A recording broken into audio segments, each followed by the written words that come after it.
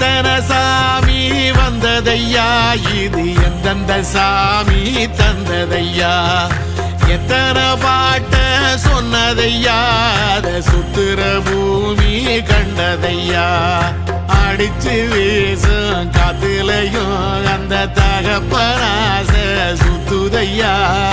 பிடிச்சு பூக்கும் விதையிலும் ஒரு வம்சத்து கதையே உள்ளதையா,